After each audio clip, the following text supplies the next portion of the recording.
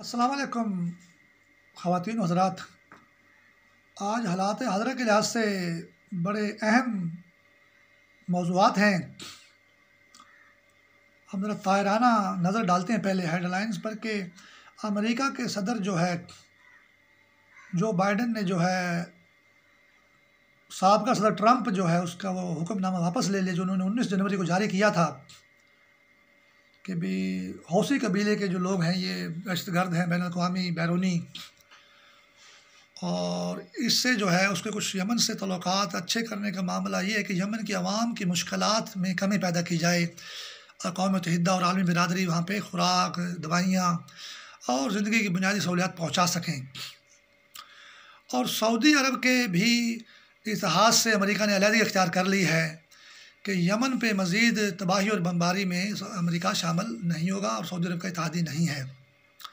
खैर ये मामूल की बातें लगती हैं, तो पॉलिसियाँ तो मुल्कों की मुसलसल एक जैसी चलती हैं, तब्दीली भी आ सकती है, ऐसी बात भी नहीं है। तो बहरहाल यमन के अवाम के लिए ये बात सुख का सांस हो सकता है, और ये यमन के अवाम नहीं बल्कि सऊदी अरब के अवाम के लिए भी सुख का सांस हो सकती है, क्योंकि सऊदी अरब के अवाम और यमन के अवाम भाई भाई हैं और हमारे ऊपर डिक्टेटरशिपें मुसल्लत हैं किसी भी शक्ल में। और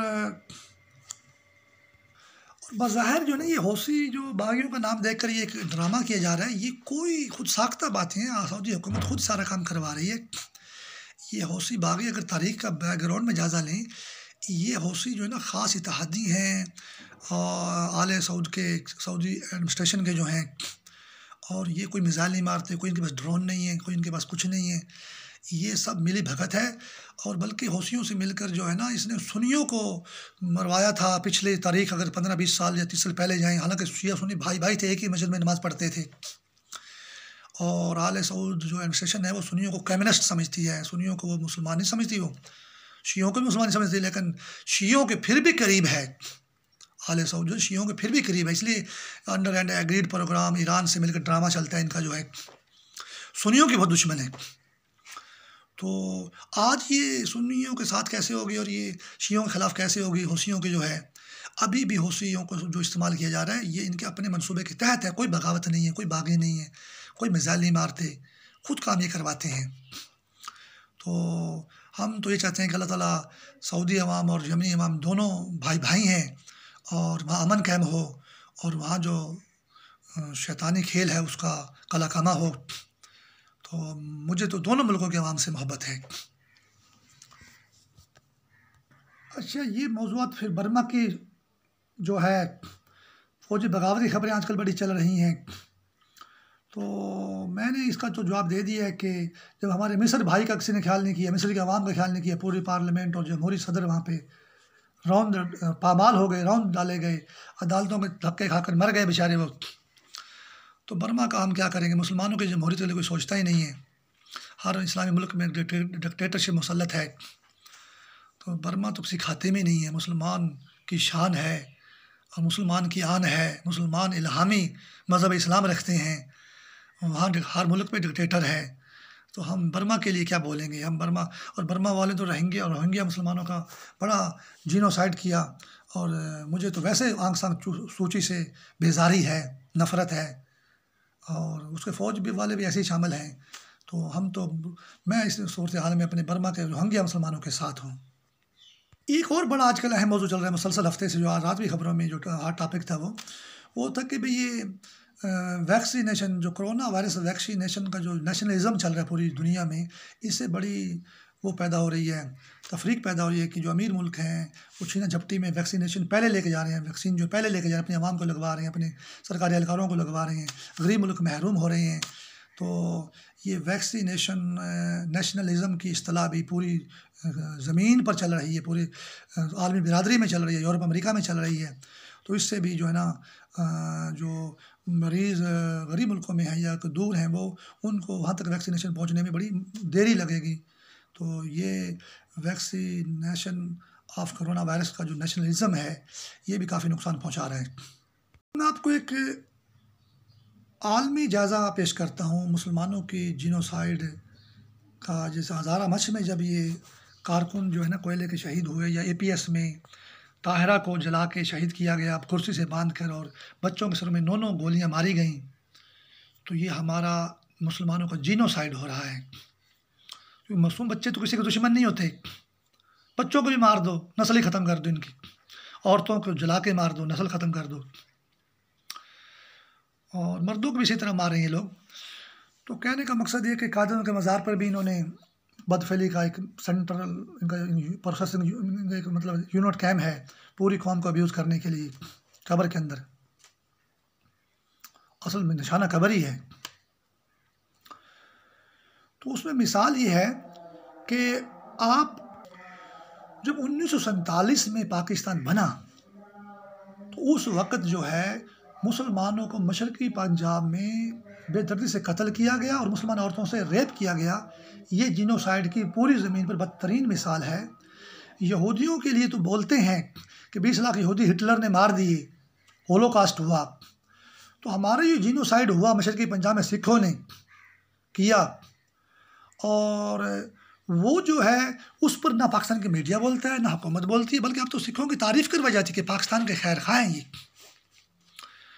और दूसरी बात ये है कि सिख आज भी खैर खा नहीं है कि 40 करोड़ मुसलमान रहते हैं हिंदुस्तान में, वो जब नमाज़ पढ़ते हैं तो अक़लियत लाखों में जो चंद लाख सिख हैं वो उनकी हिफाजत करते हैं।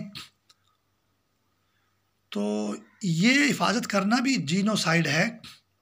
मोदी पलीत बोलता है कि जी रिहाना गुलकारा जो है ना जी, ये ट्वीट करती है और सिखों के मामले पे, और कुछ 2-4 उसने यूरोपियन और अमेरिकन दानश्वर भी और लोग भी मिला दिए, और भारतीय हुकूमत इसको पसंद नहीं करती रिहाना गुलकारा को। वो जो बेचारे नमाज़ पढ़ रहे हैं ना, वो सिख उनको रिहाना गुलकारा समझते हैं और उनकी हिफाजत कर रहे हैं, और वो नमाज की मोहब्बत में या ना मुसलमानों की मोहब्बत में, मुसलमानों की दिफा में जो है ना वो हिफाजत नहीं करें नमाजियों की जो है।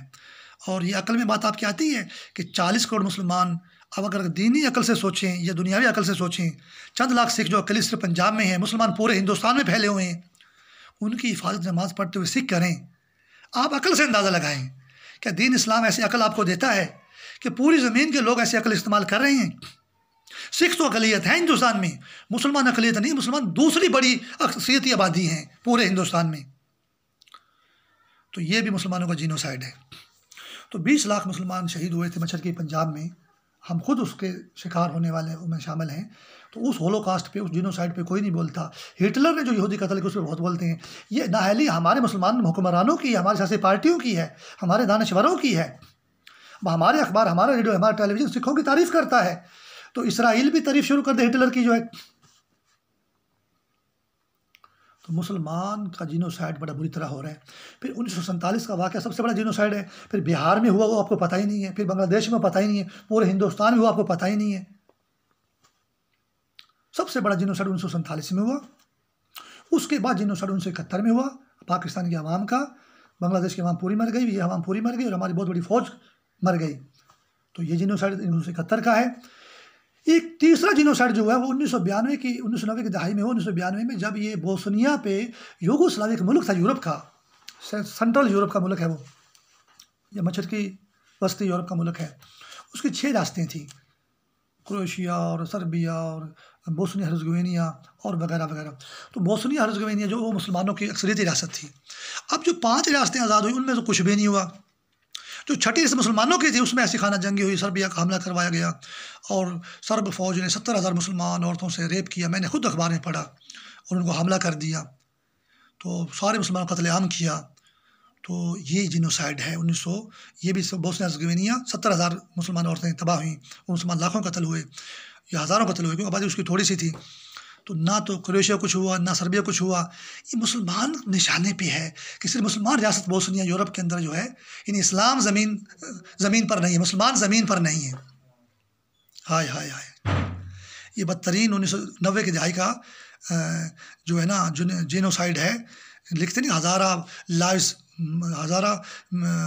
मैटर और हज़ारा किलिंग, हज़ारा जीनोसाइड जो बलूचिस्तान में हो रहा है, जो APS पेशावर में हो रहा है। तो ये जो है ना, ये जीनोसाइड हुआ बोस्निया हर्ज़गोविना का। इसमें भी 7 का लफ्ज़ बड़ा अहम है। फिर जीनोसाइड जो हुआ है अफ़गानिस्तान में हुआ। यानी यूगोस्लाविया की कम्युनिस्ट हुकूमत ख़त्म होने से मुसलमानों को कोई फ़ायदा नहीं हुआ, बल्कि सर्बिया ने सारे मुसलमानों को तहतीक किया और रेप और किलिंग की बोस्निया के मुसलमानों की। तो यूगोस्लाविया के बाद सर्बिया को फ़ायदा हुआ, क्रोएशिया को फ़ायदा हुआ और वो यूगोस्लाविया के रास्तों को फ़ायदा हो गया। इस तरह रूस टूटने के बाद मुसलमानों के रास्तों को फ़ायदा नहीं हुआ, बल्कि अज़रबैजान के नगोर्नो कराबाख पर कब्ज़ा ही हुआ और भी बहुत से वहाँ पे शैतानी तबाहियाँ हुई हैं। अब जो आज़ादी हुई है वो एक मज़ीद तबाही के लिए आज़ादी हुई है। उसकी मिसाल ये है कि रूस जब चला गया, अफ़गानिस्तान आज़ाद हो गया। अब बार बार तालिबान का नाम क्या लेना, ये तो इस्तेमाल होते हैं। दाश ने अफ़गान अवाम का इतना कत्लेआम किया, इतना कत्लेआम किया कि रूस भी इतना कत्लेआम ना कर सका उन 10 सालों में। और फिर दाश ने अमेरिका में जाकर जनाबे वाला वर्ल्ड ट्रेड सेंटर और पेंटागन में तबाही मचाई, और फिर अमेरिका ने अफ़गानिस्तान पे हमला कर दिया। तो रूस के जाने के बाद दाश ने जीनोसाइड किया अफ़गान मुसलमानों का, अफ़गान मुसलमान अवाम का किसी भी तरीके से, और मुसलमानों को रूस से आज़ादी मिलने का कुछ फ़ायदा ना हुआ, जैसे यूगोस्लाविया से आज़ाद होने का बोस्निया को फ़ायदा ना हुआ। ये भी जीनोसाइड है। फिर सद्दाम हुसैन जो है ना, ये इसकी जंग करवाई गई ईरान के साथ 8 साल, और 1979 में ये इनकलाब आया, लाखों लोग मर गए इसमें जो है ईरान में, और लाखों मर गए इराक़ में, शहीद हो गए, दोनों मुसलमान थे। तो उसके ऊपर अब बगदाद शरीफ का जीनोसाइड एक दफ़ा हुआ था वो ततारियों के ज़रिए, वो भी यूरोप की किसी शैतानी ताकत ने करवाया था। उसी को मैं इनविजिबल स्टैंडिंग नेटवर्क बोलता हूँ। बगदाद को भी 7 नंबर से डील करते हैं, जैसे 1971, 1947, बोस्निया में 70,000। फिर ये 7 जो है ना, ये 7 बगदाद को जो है ना 7 नंबर पे ये नंबर कोडिंग करते हैं। वो जीनोसाइड हुआ था, जो ततारियों ने मुसलमानों को सर काट के पहाड़ बना दिए थे, पूरा बगदाद तहते किया था, वो जीनोसाइड था। फिर जीनोसाइड सद्दाम हुसैन और ईरान इराक़ की जंग करवाया गया। फिर अपनी आवाम के ऊपर केमिकल हथियार मार मार के लाखों लोग शहीद कर दिए। केमिकल अली, उन्होंने एक नाम रखा केमिकल अली। तो वो इतने कि नए हथियार अपने आवाम पे मारता था कि लाखों इराक़ियों को शहीद कर दिया। और फिर आखिर रूस 8 लाख फ़ौज को जो है नाटो, अमेरिका से और बरतानिया से मरवा दिया गया। ये जीनोसाइड हुआ मुसलमानों का, बगदाद का जीनोसाइड। ये कदीम जीनोसाइड जो है वो ततारियों ने किया, जदीद जीनोसाइड जो हुआ वो हुआ अभी नाटो और अमेरिका और बरतानिया ने सद्दाम हुसैन के दौर में किया।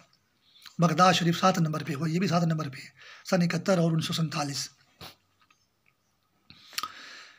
अच्छा, फिर ये जीनोसाइड जो है, सद्दाम हुसैन ने जो ना उसको स्कूल का दौरा किया, तो 8 साल की तालिबा पसंद आ गई उस बुढ़े को, तो उसने जो ना मिला वो फिर उससे शादी की, और वो भी 7 और 8 का, वो भी 7 नंबर के तहत जो है, और उसको फिर जीनोसाइड भी उसका कर दिया गया, और 8 नंबर के तहत पूरी इराक़ की फ़ौज भी तबाह कर दी गई। अब काहिरा में जो है ना जी, ये भी एक जीनोसाइड की मिसाल है। काहिरा जो है, ये जमाल अब्दुल नासिर जो है, इसने एक ही दम में जो है ना अमेरिका, बरतानिया और इसराइल का मुकाबला किया था, और मिस्र के अवाम से कहा था कि अगर आप 2 रोटी खाते हैं एक वक्त में, तो 1 रोटी खाओ, किफ़ायत शारी करो और मुल्क को कठिन वक्त से निकाल लो।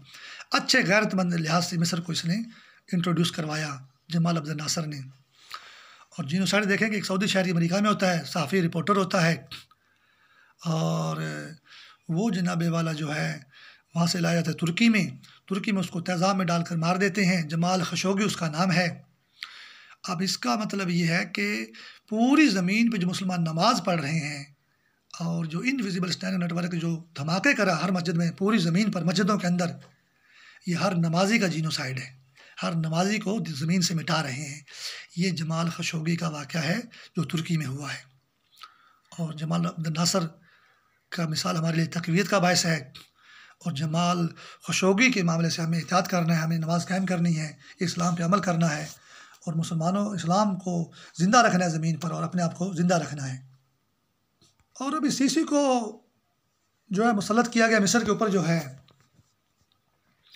और हमारे एक फ़्रांसीसी औरत को मोटरे पे वो जो है वो उसे रेप कर दिया जाता है, किल मतलब है कि, और किल भी बहुत सी औरतें होती हैं, रेप के बाद किल भी कर दी जाती हैं। तो फ़रांस को बहुत बुरे जुलूस निकल रहे हैं, और मैं ये नाइयों की दुकान पे लिखा हुआ देखता हूँ, फ़रांस के कुत्तों पर लानत। और शैतान मुझे मैसेज देता है कि आप जो है ना बड़ा बुरा महसूस करते हैं कि फ़रांस के कुत्तों पर लानत जो है। मैंने कहा शैतान पलीत, मैं तो बड़ा खुश होता हूँ कि कुत्ते का लफ्ज़ तो कुछ भी नहीं है, मुसलमानों की बड़ी तबाही हो रही है, मैं तो सीसी से बहुत नफ़रत करता हूँ। और यहाँ कुछ ऐसे फ़रांसीसी कुत्ते हैं, मैंने इंडियन फिल्में देखी, और वो जो आज मोदी पलीत कह के रिहाना गुलकार ने ट्वीट करके किसानों का जो है वो कर दिया, जो है हिमायत कर दी। भारतीय हुकूमत बड़ी नापसंद करती है रिहाना गुलकारा को, और यूरोप और अमेरिका के दानश्वर और एक्टर भी उसके साथ मिला दिए रिहाना गुलकारा के साथ जो है। तो मैंने कि इनकी फिल्म देखी, हरे लिबास में एक औरत को नाबीना बनाया, तो हीरोइन को जो है लड़की को, और वहाँ फ्रांसीसी फ्रेंच कट दाढ़ी वाला कह रहे हैं कि मैं आपको लुगाई बनाना चाहता हूँ। तो पाकिस्तान में बहुत से फ्रांसीसी कुत्तों ने जो है लुगाइयाँ बनाया हुआ है हमारे शरीफ लोगों, ज़िम्मेदार लोगों की बेटियों को जो है, और तबाही की हुई है। तो खादम हुसैन रिजवी का अगर हकीकत में कामयाब हो जाए ये फ्रांसीसी कुत्तों पर लानत वाला काम, तो यकीन करें हर पाकिस्तान के शरीफ शहरी को जो है ना उनकी बेटियों को निजात मिल जाए। बल्कि कैद की बेटी जो हलाक हुई थी भारत की आग में, तो उसको भी निजात मिल जाए, वैसा वाक़या भी दोबारा पेश नहीं आएगा। तो मैं तो इसको फ्रांसीसी कुत्तों से ज़रा आगे की बात कहता हूँ कि ला हवाला शैतानी मरदूद कातल शैतानी पुतलों पर लानत है। कुत्ता कहना भी तौहीन है, कुत्ते की भी तौहीन है, डॉग की भी तौहीन है। तो मैं तो बड़ा खुश हुआ था कि अच्छा ये कुत्तों पर लानत भेज रहे हैं, और ये शरीफ लोगों की बेटियों की जान छूटेगी फ्रांसीसी कुत्तों से जो है।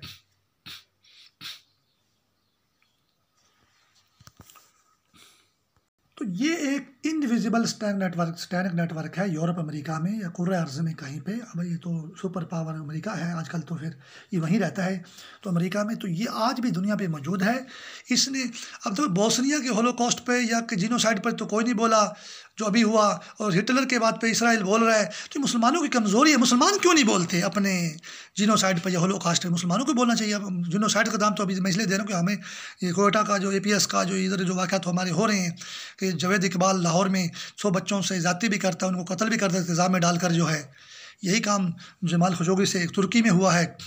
दुश्मनी नमाज से है, अल्लाह रसूल कुरान इस्लाम से है। तो मेरा कहने का मकसद ये है कि मुसलमान भी बोलें कि भी बोस्निया में भी जीनोसाइड हुआ है, मुसलमानों का कत्लेआम हुआ, इस्लाम को मुसलमानों को ज़मीन से मिटाया जा रहा है यूरोप में।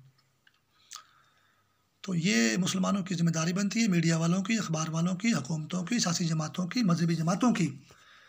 और मैं सिर्फ तहरीक लब्बैक की ज़िम्मेदारी नहीं समझता। तहरीक लब्बैक का मिशन कामयाब हो, सारी मजहबी पार्टियां भी इसके साथ, उनकी भी ज़िम्मेदारी है, सारी सियासी पार्टियों की भी ज़िम्मेदारी है। ये मुश्तरका चैलेंज है जो हमारे नबी मोहम्मद मुस्तफ़ा सल्लल्लाहु अलैहि वसल्लम की तौहीन करते हैं, और उन लोगों ने हमारे अंदर रेप और किलिंग का बाज़ार गर्म किया हुआ है। जब हम इसमें कामयाब हो गए तो वो उस अज़ाब से हमारी जान छूट जाएगी।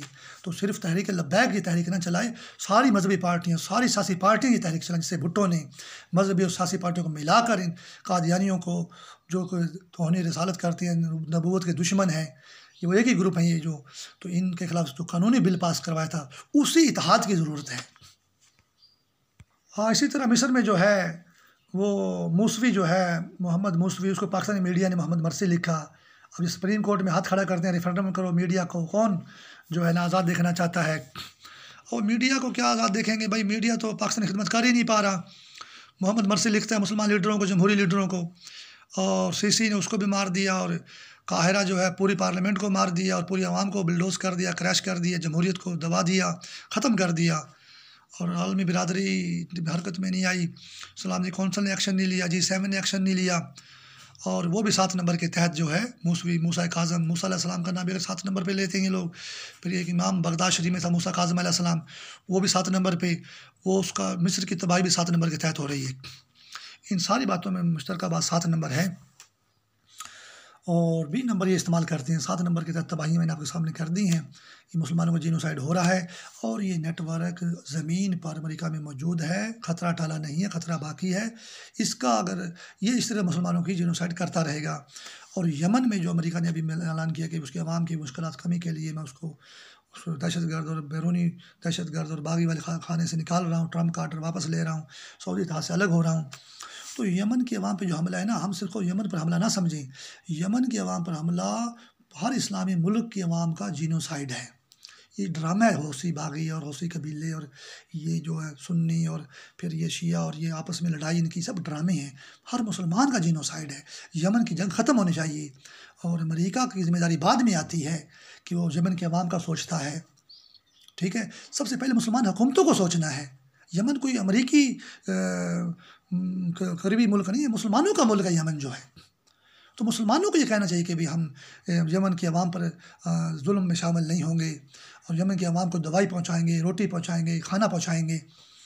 तो और फिर होश के नाखुन लें कि यमन की आवाम मरेगी तो हर इस्लामी मुल्क की आवाम मर जाएगी, हर इस्लामी मुल्क की आवाम का जीनोसाइड हो जाएगा।